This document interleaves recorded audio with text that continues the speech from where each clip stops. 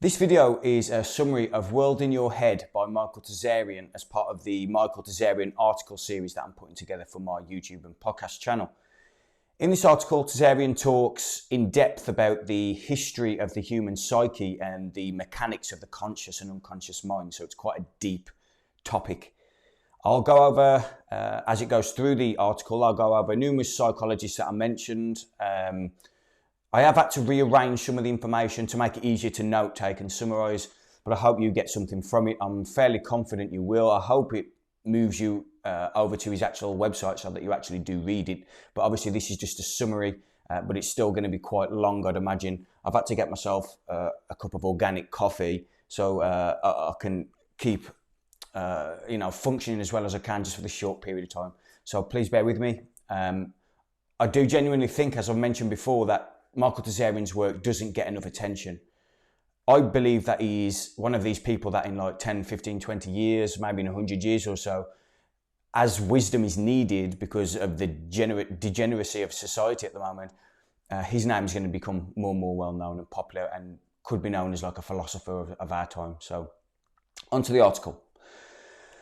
The article starts by Michael Tsarion saying that 6,000 years ago, people didn't read, write or act as we do today. I'd imagine 6,000 years ago, because that was a major shift in human consciousness in regards to like agriculture and what we now consider domestication and society. Before this point, Tsarion made it clear that nobody questioned the difference between fantasy and reality at that time. There was no philosophical pondering. I think Tsarion called it existential gateways. The questions of who am I? How did I get here? Where am I going? Those questions, were never considered up until fairly recently. He believes 6,000 years ago. It's quite well known that many people who have trauma, particularly to the left side of the brain, report frequent ecstatic feelings and prolonged godly or numinous qualities. What does this suggest? Tsarion asked the question, why are these people's lives so drastically transformed and improved by left brain dysfunction? Does it mean that the left brain acts as like an inhibitor? Does it deny us of ecstatic experiences that were natural to us at some point? Now, I agree with him. I agree with that point myself. I would add to it a little bit. I'd suggest that the brain is a receiver of all experience. It's not the giver of consciousness. It's the receiver of it. The left brain seems to organise itself and create linear patterns out of reality. So we're trying to put a linear pattern onto a non-linear thing, and the left brain can cause a lot of dysfunction. Once this left brain has been hindered and restricted, the process of lineating everything gets limited comparatively, right? Meaning that the part of the human body which creates linear and logical structures out of reality no longer functions, and what remains in the mystical is all that remains. The mystical and the numinous is all that remains. Okay, so that makes complete sense. But this depends upon the brain being a receiver of consciousness and information rather than a giver of information. Of course, mainstream science, they don't really like to hear that. They sort of refuse it. It sits outside of their limited left brain materialist models of reality. So science isn't really picking that up, although it's been spoken about by particularly people in the psychedelic movement of the 60s, 70s, and prior to that, like people like Aldous Huxley, who had that belief as well. So it has been around a long time, and obviously the ancients, in my opinion, they knew this anyway. The yogis, they still talk about today. It's very Western to think that the materialist science paradigm is very Western, right? So further, Michael Tsarion shares how Sigmund Freud's work shook the foundations of rationalists. They assume that the intellect can reveal all of life's mysteries, but as Tsarion correctly said, they forgot to include the mysteries of consciousness itself. So once again, they're trying to create linear and logical patterns out of a mystery. The brain trying to figure itself out, the mind trying to figure itself out. And they leave that bit out, right? They miss the fundamental mystery of life. So Freud believed the ego of our forefathers was immeasurably different to what it is today. A quote by Sigmund Freud: "The ego feeling we are aware of now is just only a shrunken vestige of a far more extensive feeling, a feeling which embraced the universe and expressed an inseparable connection of the ego with the external world." And that was in his work Civilization and Its Discontents. So, Sigmund Freud there saying, I'll read the quote out again: "The ego feeling we are aware of now is thus only a shrunken vestige of a far more extensive feeling, a feeling which embraced the universe and expressed an inseparable connection to the ego with the external world." So the body has a natural wisdom, which raises the question, does the mind have a wisdom which is kept out of our awareness by the ego? Does our traumatic experiences and the ideals of collective groupthink hinder our cosmic connection with the universe? Deep questions and perhaps very rarely investigated. Is there money in that? Is there power in that? Probably not, and it's an inner game, not an outer game. So you have to actually seek it yourself. A quote shared by John Mills in his work, The Unconscious Abyss, he said, "The ego mediates all forms of conflict, whether internally motivated or externally imposed by the demands of objective reality." I'll read it again. "The ego mediates all forms of conflict, whether internally motivated or externally imposed by the demands of objective reality." And this raises a question. Has the ego took on the master's role over and above that of self? And based on this, I asked myself whether the huge surge in mental health problems across the world have its roots in this reverse duality. If the ego has took on the master's role, if it's masking you, the real you or self, are we authentic and are we individuals in the world? The answer is, of course, no. And is our relationship with nature and with one another and societies and tribes and, wars and everything else, is that merely because the ego consciousness of the collective is masking selfhood, the truth? The article then moves on to human beings' relationship with nature. Tsarion questions whether the fear of nature is paralleled by the fear of our own psyche. And therefore the opposite would be true. A more organic and holistic view of nature would lessen the anxieties and frailties of the modern psyche. But what is the unconscious mind, according to some of the most renowned psychologists? Okay, so I'll try and go through a few of them now. So Sigmund Freud thought that the unconscious assisted in alleviating the burdens of a person's psyche, whereas Carl Jung believed it more to be a repository of repressed content and something used by the self. So something that was asked in the article, and along the lines of Jung's work, is whether the ego is rejecting parts of the self, which then get stored in the unconscious. Both of the ideas, although they might sound opposing, they're both great men and both need to be studied. Yeah. So how can we trust the world of the ego, as I mentioned? William Blake noted that since we don't have direct access to the unconscious mind, we must question its accuracy, which raises a question in my mind. To what degree can we be objective in any event? Is not the entirety of reality subjective if the ego is repressing information and storing it in the unconscious? Objectivity is seeing a thing for what it is. How can we do that without a pure mind, without self?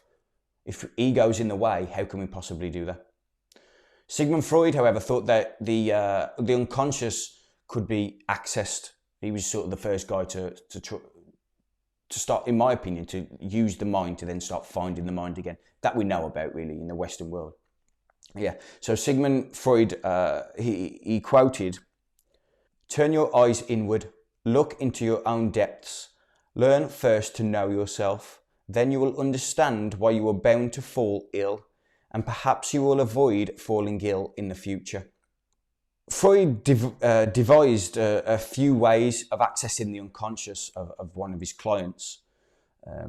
Tsarion said that there were the free association process, the speaking cure, and the dream therapy, which were created to like bypass the egoic mind, the egoic consciousness. So by bypassing that, Freud had the belief that he could then access the unconscious. Tsarion then talks a little bit about transference. That you don't need to understand transference. Please go and study it yourself. But it's essentially the psychologist putting himself above the client, and the client putting their father figures and mother figures onto their psychologists. But as Tsarion's quoted there, healing the mind often turns out to be far more arduous than healing the body. So he's trying to make the point that it's not as simple as going to the gym. There's a lot more to it. So Freud drew what he believed to be a map of the psyche, where he put like the conscious mind at the top and loads of unconscious content, the id, the superego, at the bottom, and the vast majority, 90% plus of it, was underneath the ocean. The image was of an ocean, and just above the ocean, like a little iceberg, was the conscious. It's been, that model's been heavily critiqued for the right reasons. It's a reasonable map that you can work with, So according to Freud, the psyche is split into three sections: the id, ego, and superego. You'll notice the majority of the psyche in the image that I'm going to put on the video is underwater and out of our awareness. How does this become? How has the unconscious become unconscious? So the article then moves into ancestral trauma, and I spoke about this before. If you go on my website, I've written articles about this. Why is there a split in consciousness between the conscious and the unconscious? Where has that come from? He asked the question, has it always been that way, or was there a split? Was there an origination point of the split in consciousness, or has it always been there? So numerous people now are shown to believe that the split happened because of some ancestral traumatic event, and we have not healed that event yet. So this is leading to like neurotic complexes and psychological disturbances. In the article, Tsarion puts forth a thought-provoking idea that the ego was put there by the mind to handle the realities of life after the traumatic event took place. And this allows us to, the human to continue to function in the world. If it weren't there, could we function, or would we all be really neurotic? Now it's theirs. Now the mind has created this barrier, the unconscious. Does it allow us to suppress and repress these issues so that we can function okay in the world? Okay, so a quote here by Tsarion. With traumatic memories cast into the wilds of the mind, ego consciousness is free to face the world and process our experiences.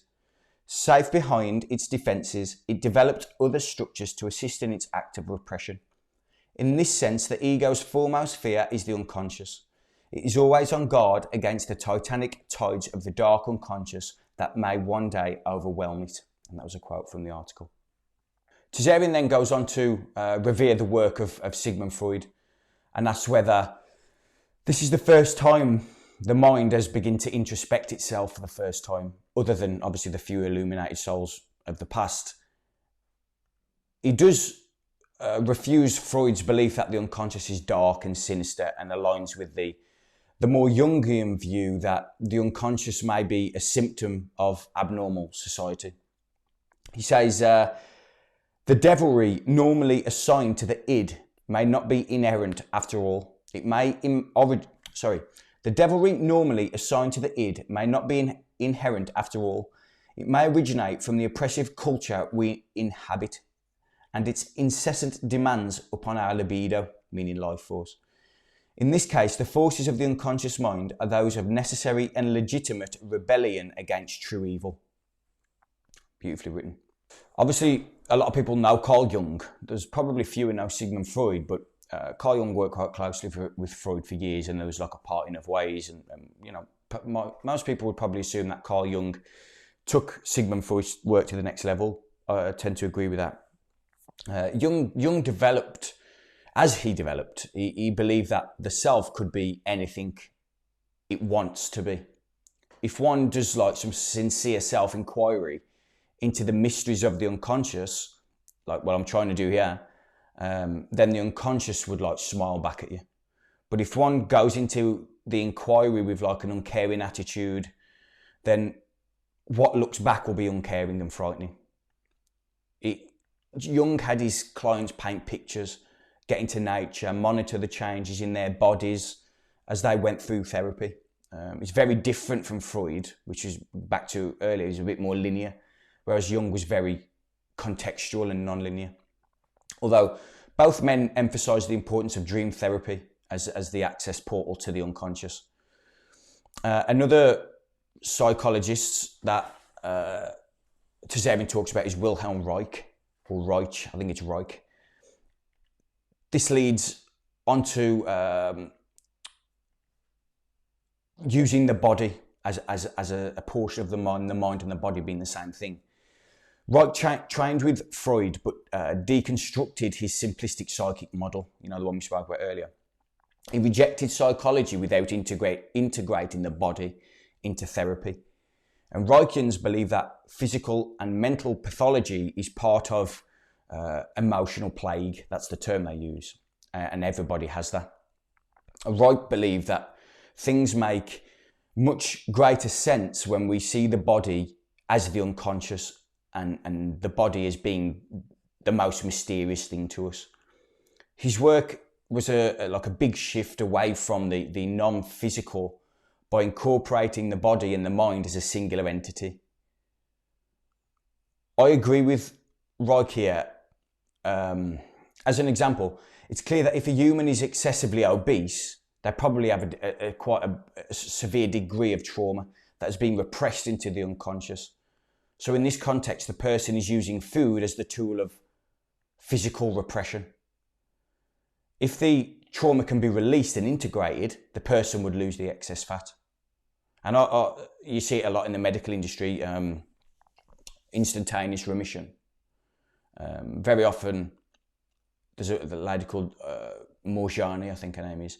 She wrote a book called Dying to Be Me. And she had lymphoma, I think, quite bad. She was on death's door. And then she had a near-death experience, emotionally healed herself, come back and the cancer went. Science can't answer that. But when you actually include Reichian work into this, that the body and the mind are one, you heal the mind and the body will take care of itself. So it's not quite that simplistic, but something that we need to now study. And I believe Wilhelm Reich was a genius. That the dynamic therapy involved awakening and redirecting bioenergy in the body. So unlike Freud, who thought that pathology is based on warped sexuality, Reich thought it was a paralysis of life force in the body. And I resonate with that. I think that's a science. So as Tsarion shares there, Wilhelm Reich was made an outcast across Europe, and eventually had his books and papers burnt, which is usually a good sign, right? So that's Wilhelm Reich. I recommend researching him. And then we moved on to Otto Rank, who was Sigmund Freud's understudy. He was his secretary, I think. He built on Sigmund Freud's work as well. So as you can see, there's a developing theme here with Sigmund Freud that a lot of these people he's the master of all these people, and they're built on his work, so kudos to him. Otto Rank developed a system called will therapy, and was conscious of communicating with his clients about childhood and the past, focusing more on the here and the now. He realised that the accounts of his clients will have been very subjective, full of distortions, but you can't falsify it because it's come from their experience, right? But it doesn't mean it's true. So he noticed that the father figure of Freud had become, to many people, that their external masculinity, they were putting the father figure on him. And he wanted to avoid all this. So Rank noted that a person's childhood memories became lighter and less problematic when their present day lives become more productive and conscious. So as a consequence, Rank focused on the present. He refused to dwell on past experiences, which is very different and quite radical compared to other psychologists who thought a lot of it was childhood, which we'll talk about in a bit further down into the article. So in terms of the unconscious, Rank believed it to be anything outside of one's immediate attention and focus, including the future. For example, we cannot know what it's like to be an elephant or on the dark side of the moon, as Tsarion put it. It's very simplistic, but it's a working model, and that can be worked with anybody. As he developed as a psychologist, Rank's work on the unconscious led to an adaptation of Freud's Oedipus complex. Study that. You don't need to go into that. Just study the Oedipus complex if you don't know what it is. So Rank thought that we desired to return to the comfort of the womb of the mother, which is once again quite radical. Tsarion invites us to look at our environment. The average city has, the architecture, the edifices, shapes and forms. You've got civic centres, arenas, malls, churches, cinemas. All these things convinced Rank that the returning to the mother's womb is a syndrome that is always at work beneath the level of our conscious awareness, and we're acting from it at all times until we're made aware of it, at least. So Rank also believed in the origins of crowd consciousness. That's how it's created. A passage from the article. It is also, says Rank, the reason why so many neurotic types recoil from engagement with reality. They come for therapy to lie flat on a couch in a darkened room, close their eyes and talk endlessly about their childhoods. What's really going on here? Asked Rank. Does it all not seem rather odd? Close quote. Yes, it does seem quite odd. And it makes you question whether we have psychiatry completely inverted. Is it doing its job, or is it actually making it worse? So essentially, Rank thought that we carried the surrogate womb in our mind as an escape from the world where we can take a break from reality with all of its perceived dangers. We return to the mother's womb. And Rank rightly said that despite more and more therapy, the world has worsened. I say this all the time. If you've got more and more psychologists, psychiatrists, psychoanalysts, why have we got so much mental health problems? And he questioned whether psychopathology was real or fictitious, and whether the treatment from a father-like figure, Sigmund Freud, he noted, in womb-like environments. A quote by Erich Fromm. Even when the umbilical cord is cut, there remains a deep craving to undo the separation, to return to the womb, or to find a new situation of absolute protection and security. Something to think about. There's another guy here that Tsarion talks about called Thomas Szasz. I think that's how you pronounced it. I might have butchered it. But Tsarion touched briefly on this libertarian psychologist. Szasz addressed the lack of responsibility that people took for their own existence, which is quite a libertarian philosophy.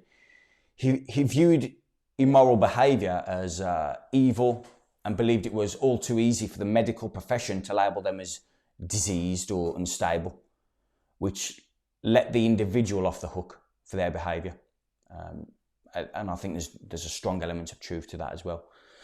And then we moved on to a lady called Karen Horney, yet another neo-Freudian psychologist, thought that one's self-image is generated within the excessive influence of parents and society, which is therefore incredibly malignant. Inevitably, this is a consistent loggerheads with the original and pure self, as we said before. Prior to the conditioning, purity. Once we've got society and parents, severe conditioning and problems. The original self is suppressed behind what the ego is externally approved of.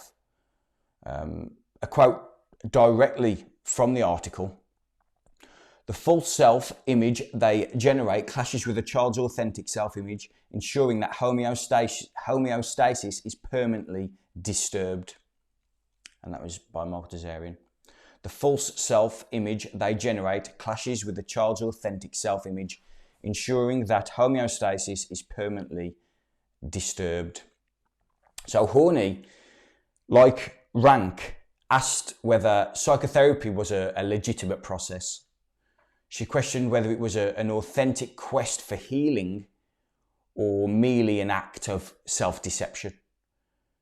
Is the client denying their underlying emotional issues and wrapping them in pseudo-problems to put a plaster on their operating system?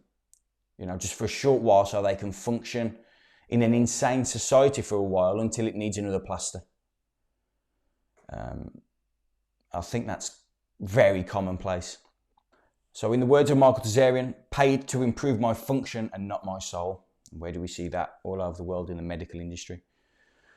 So Tsarion makes the point that reality has its difficulties, but not taking responsibility for one's own life and psychological state causes more damage to the individual and the collective. So even if you're a mass collectivist, if you don't sort yourself out, you're causing more harm. Worse still, when a person pretends to themselves that they are genuinely seeking advice, when they're masking real issues behind pseudo complaints. So what's an idealised image? The idealised image is what our ego creates to fit in with society and all of its conditions. It's created so that the person gets a constant haul of approval. Should that be forthcoming, then the true self gets even further damaged and repressed behind the mask of conformity and sameness. I'm going to have a sip of coffee here. 2 seconds.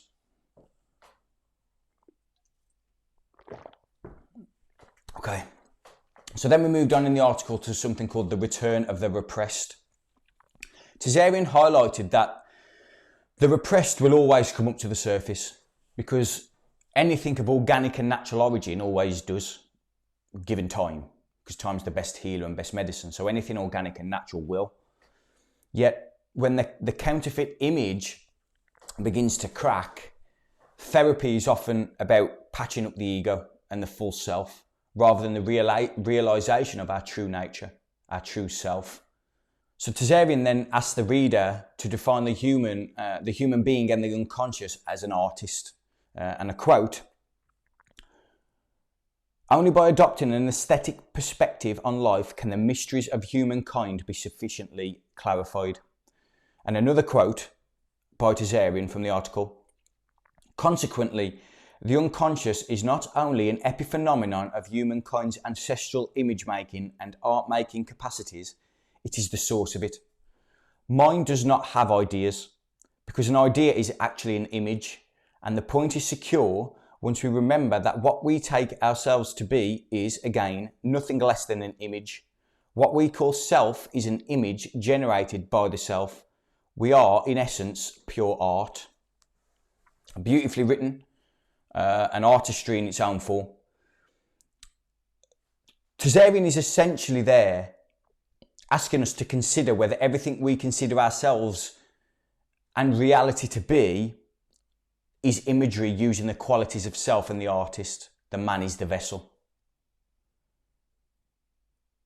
it's such a profound thing to grasp, that if you study tarot, for example, the art card, is that one of is that the unconscious? Is that the self within us that is creating art and poetry in the world? We then moved on to somebody called Ernest Hilgard. He was an American psychologist.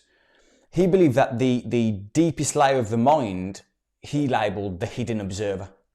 So he used hypnotism, which is huge now, as a tool. And after intense studies, found that there is part of the mind which can't be coerced. This aligned with the Jungian idea of it, like a central archetype. And from my perspective, this is what we have heard from the Eastern doctrines for centuries and the Western magical tradition for the last 500 years.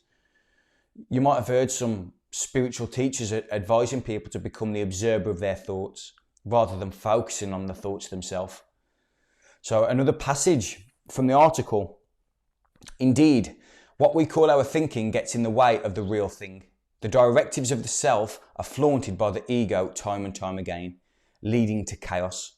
Neurosis then is to be understood as the result of constant violations committed by the ego on the self. Essentially, Tsarion is saying that the ego stands in the way of our relationship with self. The neurosis that plagues humanity is because of the ego. Ego and its masking of self, something that this article goes through time and time again. Then we move on to Friedrich Schelling. He theorised that the unconscious was a repository of antique memory. So similar perhaps to the traumatic event. But he believes a more natural outlook. So he thinks that it's nature's footprint that is stored in our unconscious. He believed that thwarting the creativity in man leads to lack of purpose and insanity. In fact, Schelling was the man who found the term collective unconscious in the first place. This was long before Carl Jung, and Carl Jung's rightly so at the pinnacle of human psychology at the moment, even though he passed away years ago. He didn't term the collective unconscious, which often gets quoted to him. It was actually Friedrich Schelling. And that moves us nicely into Immanuel Kant. He offered an alternative view. He believed that the human intellect has limitation, and we must, what he's called, clip the wings of reason and make way for faith. He called anything that can be known by the intellect the phenomenal world. Anything that cannot be known by the human intellect, he called the noumenal. Essentially saying that the human intellect is limited in its nature and we should be okay with the mystery. And then that moved on to George Hegel. The article is moving now through various different psychologists. George Hegel took a different approach. He said we should revere what reason and the intellect have understood now, and leave the mysteries of the future to unfold themselves. Let what we know now to be the focus, rather than living in mystery. So that's more or less opposite to Kant. Both hold, some wisdom in there. Tsarion also says that both the conscious and the unconscious cannot be complete unless we comprehend this vast, mysterious movement of spirit. The ego and the left brain can only come up with perceptions rather than reality of what something is. It actually prohibits understanding by trying to grasp it, which is a bit paradoxical. So spirit and the wholeness of life cannot be grasped using this mechanism. You can't grasp spirit by using the left brain. And then he moved into parenting. The article has gone through a few people there as a foundation to what I think is probably the biggest issue that is unspoken. So then we move on to Alice Miller and Melanie Klein. They decided that it was the mistreatment and abuse of parents that were the cause of the unconscious, the cause of the repression in the unconscious. The hidden fury and anger of the child being stored away. As children, they can't openly express fury at parents, and so repress it in the unconscious mind. Tsarion lists common childhood issues such as nail biting, tics, spitting, swearing, teeth grinding, as an external manifestation of this fury. I mean, notice the infantile need to appease in the world today more powerful egos who use fear and threats to control weak dependents. Where can we see this right now? The rise of the anti-hero. Look at the music industry, look at the film industry. They're dead. It's why we end up with spiritually bankrupt societies as we see today in the West. A quote by Tsarion with regards to this section on parents. In short, this theory of the unconscious views it as a necessary hiding place in which boiling emotions of rage, shame, guilt and contempt are concealed. Not 1 in 10 million parents are aware of it, either in themselves or their children. And I couldn't agree more with that. I think it's parenting is such a complex issue. So I'm not knocking parents here, but we've never been educated in it properly.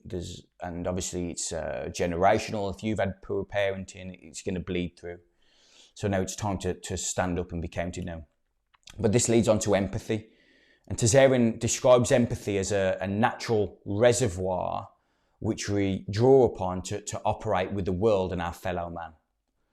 So without it, he says we would remain like at the autistic and semiotic level, remaining regressed and world hating, which there is a lot of world haters out there.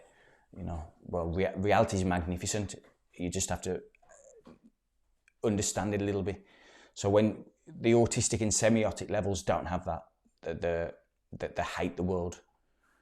But empathy allows us to access self-care and therefore care for others. We can overcome poor parenting with empathy to become more whole and authentic. But the question that comes up towards the end is, what is psychology's ultimate value? Is there a place for it? Or how does it need to change? Well, Tsarion maintains that psychology is of enormous value. How else would we learn about ourselves and our relationship to reality? How could we understand our behaviour if we did not look into the psyche and its components? I'd ask, is it the ultimate healing tool? If not, what else supersedes that healing of them bringing light to the darkness of your unconscious? And I think it's necessary here to probably quote Tsarion as I close the video and as he closed the article. Given that we are beings in the process of soul making, it follows that the onus is on each of us as individuals to respect psychoanalysis and related studies, since they direct us to acknowledge ourselves not only as humans among humans, but as beings in the process of becoming. In short, will we really free ourselves from suffering by avoiding introspection and self-observation, from asking sincere questions about the most complex phenomenon in the universe, our own minds? And I think that's a great way to close. I appreciate it's a long summary, but the article, as you'll know, is very in depth there. It covers a lot of ground. I appreciate I've tried to summarise it the best I can after all the notes I've took on it, but it's very difficult to make such a complex thing simple to understand. So I hope I've done a good job of it. I hope I haven't butchered it. It requires a lot of study. If you've got value from this, please subscribe, like, share, and do all that other good stuff. Look at the show notes. I'm going to put my websites on there, my other social media feeds. Please subscribe and do all that other good stuff. Thanks for watching. Have a great week. Happy New Year as well.